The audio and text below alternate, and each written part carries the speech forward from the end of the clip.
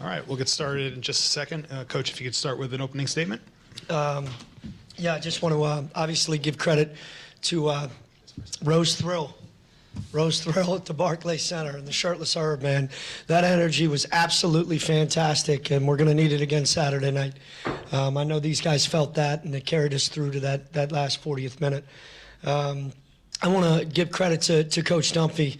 He's a Hall of Fame coach. He's a legend, and I've admired him for a long time. People don't know his story, but when I was trying to become a college coach, he let me come to his practice when I was working at Gonzaga High School, first ever college practice. He met me outside at 7:30 in the morning, walked me in, came to me like 5 times during the practice. It has to be what I thought when I was just a little high school coach. And I shouldn't say little. Well, I am little, but the high school coaches are not, that's not diminishing them.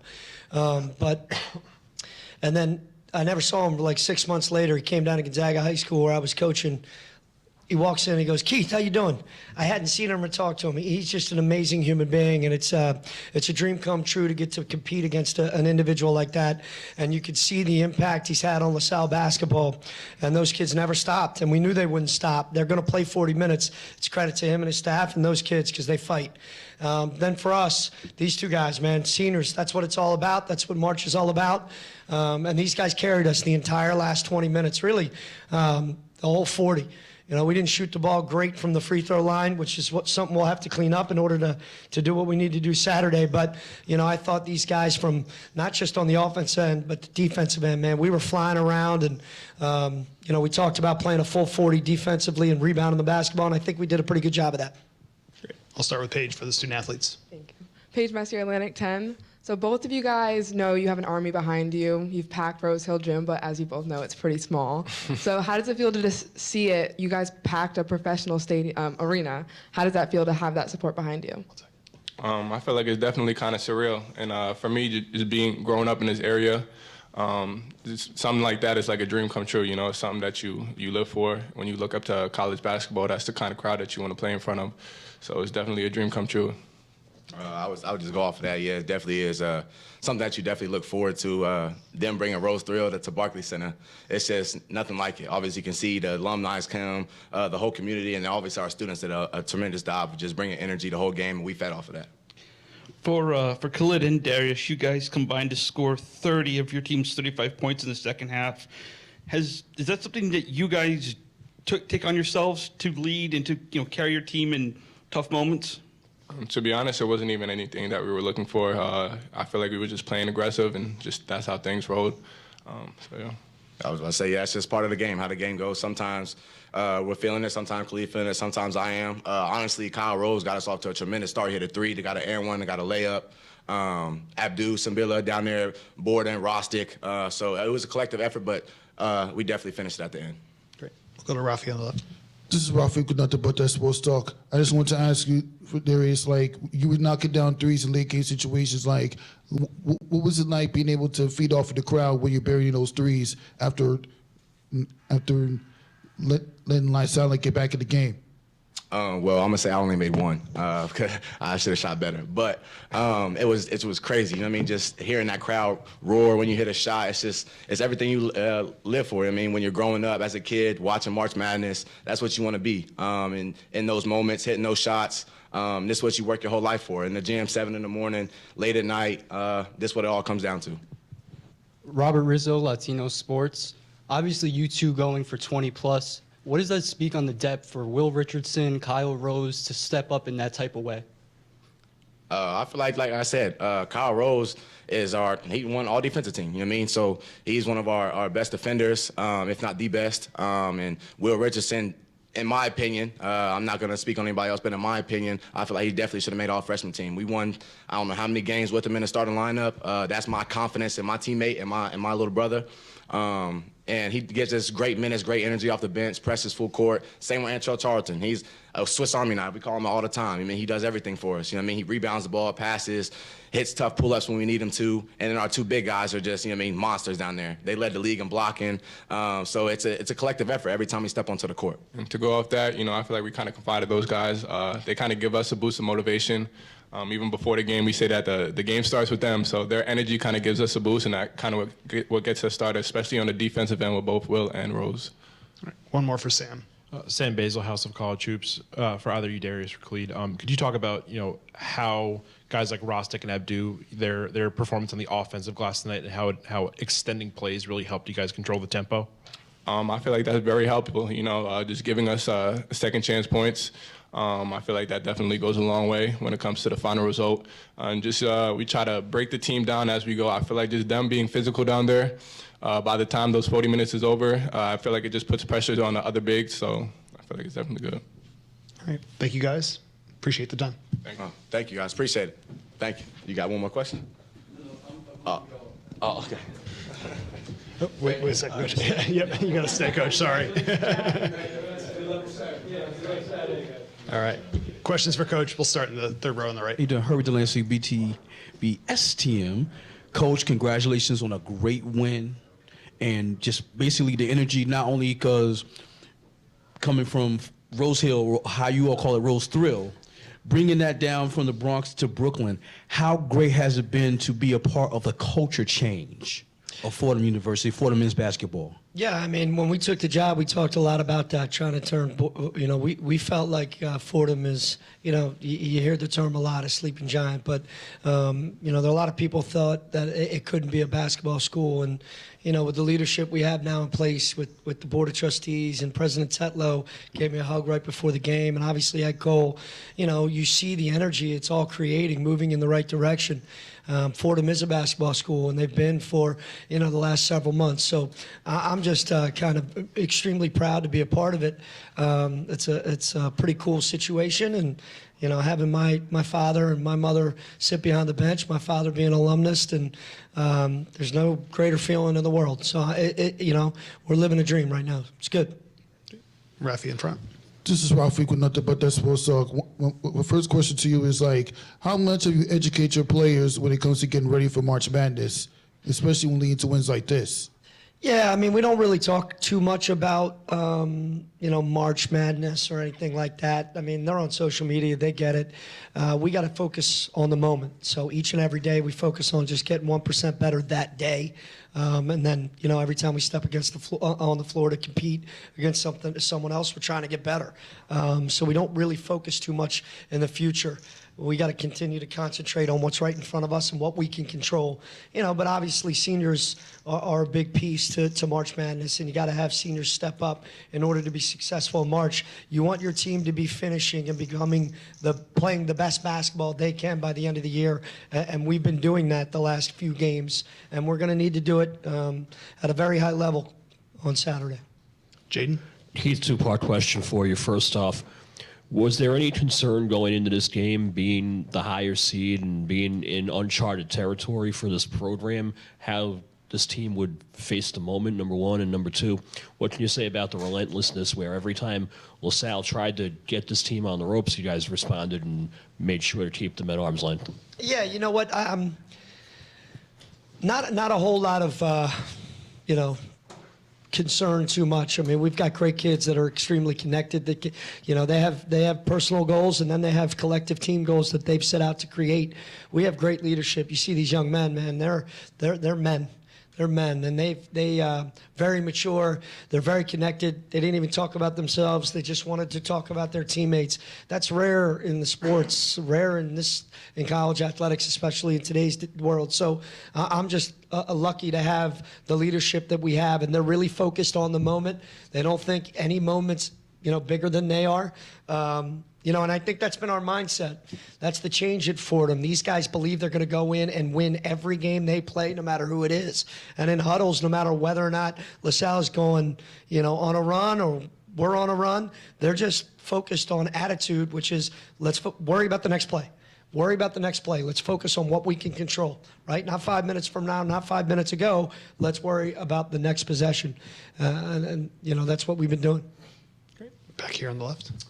Hi, Jared Levison, City Basketball Love. Congratulations. I was just wondering, what was your approach to deal with Jameer Brickus and Khalil Brantley and the rest of LaSalle's offense, and how did you succeed? Yeah, you know what? Those kids are unbelievable, right? And I know one's a New York guy and one's a Philly guard, man. So I'm used to Philly guards, and they never stop. They never stop. Neither do New York guards. Those kids are incredibly talented, very difficult to guard one-on-one. So what we wanted to do is pretty much kind of have them see multiple looks. I mean, we played multiple defenses to kind of keep them off guard. We did everything we could to keep the ball out of their hands. We blitzed ball screens sometimes, and they still go off. I mean, they're that talented. So one-on-one, you're going to have a very difficult time stopping them. So we just tried to mix up looks, force tough contested twos, which I think we did a really good job of. But again, they still made some really difficult shots because they're extremely talented. We have time for two more right here on the right. Tyler Cronin, 3-bid league. Coach, what was the key for starting to free up Darius and Khalid in the second half, getting them some more open shots after a lot of tough ones that they had to take in the first? Yeah, you know what? I think we spread the floor a little bit better. We did a good job of setting screens and getting downhill. We were a little bit more east-west in the first half. In the second half, we were more north-south, getting downhill and being stronger with the basketball. And I thought we did a really good job of finishing at the rim. In the first half, we didn't. That dunk that got Khalid going at the very end of the half, he took off from there. And, he went very aggressively, whereas earlier they were a little tentative. And we just continued to talk about being strong and being physical, and eventually we'll wear them down because of our size and our depth, and we did that. Last one over here on the left. Keith, you spent a couple years at Nova, and I don't know the timelines off the top of my head, but you played Thumph once a year, whether it was at Penn or whether it was at Temple. Did those prior matchups, did those prior matchups with him kind of prepare you for this, or do you see anything different with him from now and since back then, or what do you? No, I'm just blown away by his success. I mean, every team he's ever coached has gotten better and better. The kids have grown so much. I mean, this team, they ended the season losing 5 in a row. They come in here and almost win 3 in a row, certainly 2 in a row. He's that impressive, right? He just makes every kid and every team he's around, along with coaching staffs, much better. And they play with a sense of confidence and freedom under him, all of his teams, from Penn to Temple to obviously now. So whatever he seems to be a part of, it's just success. It's impressive. And, I admire him for a long time, and I will continue to. Thank you, Coach. Thank you. Go Rams. Thank you.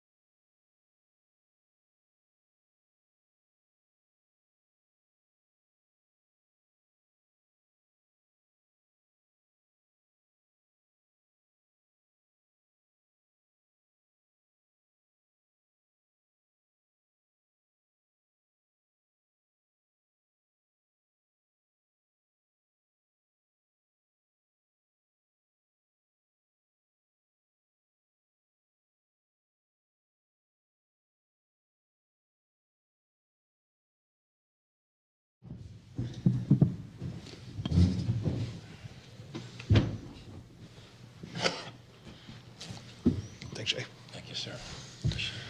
All right, Coach, if you could start with an opening statement. Yeah, congrats to Fordham.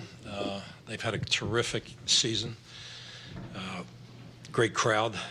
Thought they brought a terrific crowd to the game tonight. I thought it was going to, as much as it was not going to be for us, I thought it was going to help us, just the energy and enthusiasm. I think it did.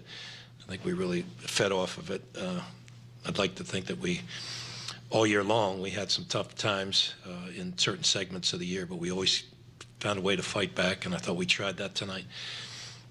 We needed a play here, a play there, maybe a a missed shot here or there from the Fordham guys, but they deserved a really good season. They worked hard at it, and I'm proud of my guys, proud of every one of them, and how hard they fought, the energy and enthusiasm they brought every day, whether it was a game or practice situation. So proud of them. Sorry to see our season end, but again, I will remember this very fondly, this whole opportunity that I've had. Questions for Khalil and Jameer? Yeah, we'll start on the left. Khalil, you're a Brooklyn guy. I mean, the crowd tonight was on fire in this arena. What did playing in this atmosphere mean for you? I mean, this is basketball. It's what you live to do. Type of stage when the lights get brighter, you know, it's when you got to show up the most. I feel like, you know, a lot of people, they didn't expect us to be here. I be on the phone with people. They be, yo, I think we can win it all. They like, I don't know. First game, you know, second game. So I felt like, even though everybody felt like we shouldn't have been here, I felt like we should have been here. And, you know, a couple of plays went our way, and the whole game would have been different. We'll stay on the right. Herbert Delancey, STM. To the gentleman, Jameer or Khalil, how great is it to play for a coach like Coach Dunphy, who's, I'm quite sure, seen it all and from start to finish? How great is it for you to learn from him and basically help you not to only become a better basketball player, but a better gentleman? Either one of you. It's a great opportunity because every day, no matter what, you always gotta get your best. And like Coach emphasizes, like you gotta be 10 minutes early to everything. So it's not just the basketball. Like he teaches us a lot off the court, as in like becoming a man. So like I appreciate him a lot for that. Me too. Yeah, I definitely appreciate Coach Dunphy. You know, at his young age of 29, you know, he came back to play with us. I mean, to support us. You know, in practice we do push-ups. He's there doing push-ups with us. So he's there like every step of the way with us. So going out there, I'll run through a brick wall for this guy. Go over here on the left. Hi, Jared Levison, City Basketball Love. A lot of ups and downs this year, lots of win streaks, lots of losing streaks, and tough loss tonight. What were some things that you guys learned about, your team and yourselves this season that you can carry into next year? Pretty much, like the main thing I took away was like the way we was coming out and fighting and never gave up. So that's something that I take with me in the next season. I felt like, we had a lot of new guys, a lot of new personalities on the team. So being able to mesh and then, everybody, we fighting to the end. Like I said before, nobody expected us to be here. So the resiliency for us to, get through a lot of adversity, coming off a losing streak, and then to come in the tournament and make some noise. We was the 11th seed playing the 3 seed in the quarterfinals. We haven't been here since 2014. So, as a first season head coach for Coach Dunphy, and, for me, personally, I'm actually getting to play and taking on a bigger role this year. I felt like it was a great experience, and we would want to come back and, actually make a longer run. Lachlan March, Philadelphia Inquirer. You guys had some struggles from 3 in the first half. You didn't make any of your 3-point attempts. What adjustments did you make at halftime to turn that around, bring that up to like 40%? We just started in the locker room. Like when we came back into the locker room, I looked at my guys and I was telling them, just like we work at this every day, so just like shoot it with confidence.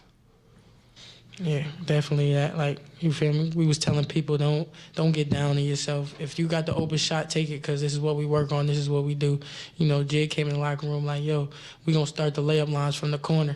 Just as one of the leaders on our team, just coming out with that, and then it started on the defense end. I felt like defensively we picked it up, so a lot of different open shots. We started creating driving kicks and stuff like that, so that was there in the second half. Great. Anything else for the players? All right. Thank you, guys. Appreciate the time. Thank you. Appreciate it. We'll start over here with Coach Dunphy. Fran, it seemed like in that second half, you guys would cut it to 6, 5, 4 points, and Fordham would just come back and deliver another blow. I mean, how frustrating was that to get that close and not to be able to really get it to a one-possession game? It's basketball. It's what you just keep fighting and keep plugging away, and You know, if you can get a stop at one end and get a score at the other, and then you can set your defense. And so it's frustrating, but it's what we live. It's the life that we live. And so we obviously, I mentioned to our video guy, he's wanted to put the film on my computer, and I said, in all of my years of coaching, I've never watched the last game that we played.